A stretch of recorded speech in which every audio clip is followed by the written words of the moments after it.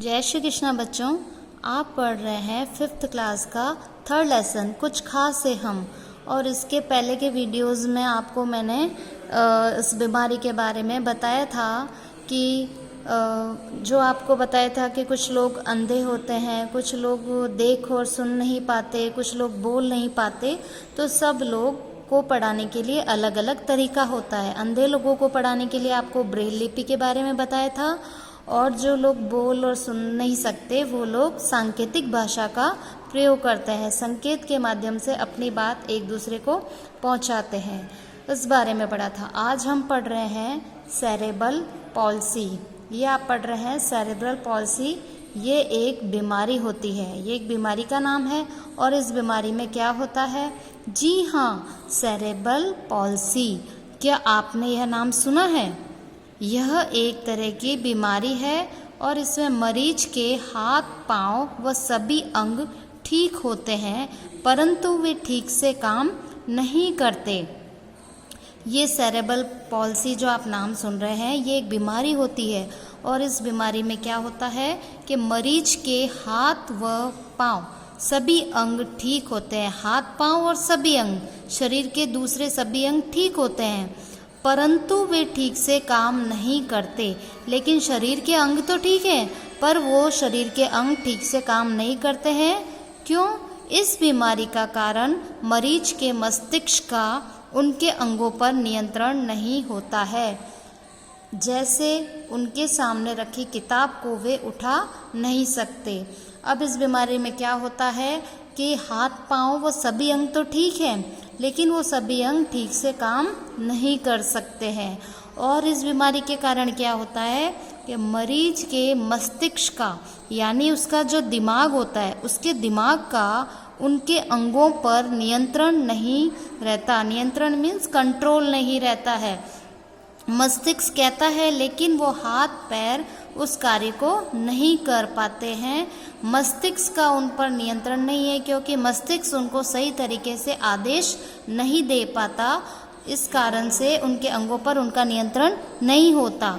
अगर उनके सामने किताब रखी है तो भी वे उसको नहीं उठा सकते हैं। जैसे आपके सामने तो किताब रखी हो और हम आपको कहें बेटा ये किताब उठा के लाना, आप जल्दी से ले आओगे। बेटा ये चौक का डब्बा लाना, तो आप ले आओगे। बेटा डस्टर वहाँ रखना। कोई भी कार्य अगर हम आपको कहते हैं तो आप पहले हमारी बात को सुनते हो कि मैम क्या बोल रही है हमें, है ना। आप सुनते हो, सुनने के बाद आप उसको फॉलो करते हो। अच्छा मैम ने कहा है, अब हमें ये करना है, और फटाफट दौड़कर आप वो काम कर लेते हैं। लेकिन इस बीमारी के अंदर जब हम उसको कोई कार्य कहते हैं, फिर भी वो उसका मस्तिष्क साथ नहीं देता, उसका दिमाग कार्य नहीं कर पाता, और मस्तिष्क का उसके शरीर के अन्य अंगों पर नियंत्रण नहीं रहता। इस वजह से वो कोई भी कार्य को कर नहीं पाते हैं। इस बीमारी में विशेष तरह का व्यायाम आवश्यक है। इस बीमारी में व्यायाम करना मतलब कसरत करना। कोई भी कसरत करेंगे तो व्यायाम के द्वारा शरीर के अंगों पर जल्दी से फर्क पड़ने लग जाता है। जैसे कि अगर कोई भी कसरत करेंगे, हाथ पैर हिलाना है या अपना योगा करना है, तो कोई भी कसरत आप करेंगे, आपके शरीर में क्या होगी? फुर्ती आएगी, आपके शरीर में ताजगी आएगी, ऊर्जा आएगी, आपका शरीर चलने लगेगा, आपको थकावट महसूस नहीं होगी, आपको लगेगा कि मेरे अंदर कोई ऊर्जा आ रही है। तो अगर वो व्यक्ति व्यायाम करने लगेगा, शारीरिक व्यायाम करने से धीरे धीरे मस्तिष्क का नियंत्रण शरीर के अंगों पर होने लग जाता है। अगर वो कसरत करना शुरू कर दे तो धीरे धीरे उसके जो मस्तिष्क है, उसका दिमाग है, उसका नियंत्रण उसके शरीर के अंगों पर होने लगता है। इस प्रकार बोलने व लिखने का अभ्यास कराने के लिए भी व्यायाम अलग से होता है। अब जब हम बोलने और लिखने का अभ्यास कराते हैं, उसका व्यायाम भी अलग से होता है। उसे अलग तरीके से लिखने और बोलने का अभ्यास कराया जाता है, उसको प्रैक्टिस करवाई जाती है कि इस तरह धीरे धीरे लिखो और इस तरह आपको बोलना है।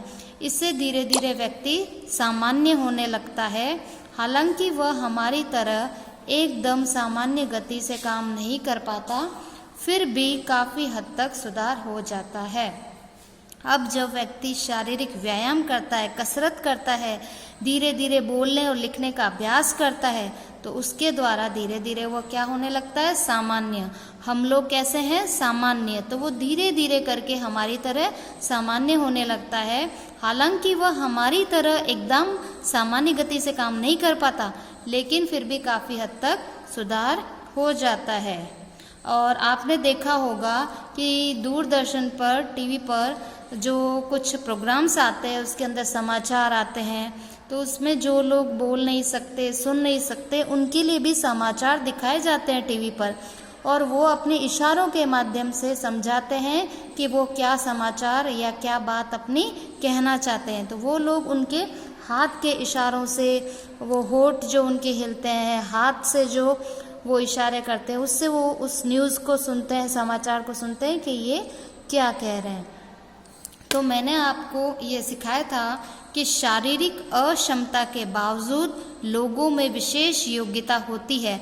अगर किसी वजह से किसी के शरीर में कोई प्रॉब्लम है और वो हमारी तरह समान नहीं है, किसी में देखने की क्षमता नहीं है, किसी में चलने फिरने की क्षमता नहीं है, तो भी उनके अंदर कोई न कोई तो विशेष योग्यता सभी व्यक्तियों में होती है। और जो लोग देख नहीं सकते, वो लोग कौन सी लिपि से पढ़ते हैं, ब्रेल लिपि से। और जो लोग सुन और बोल नहीं सकते, वे कौन सी भाषा में बात करते हैं, सांकेतिक भाषा में। तो ये आपको याद रखना है।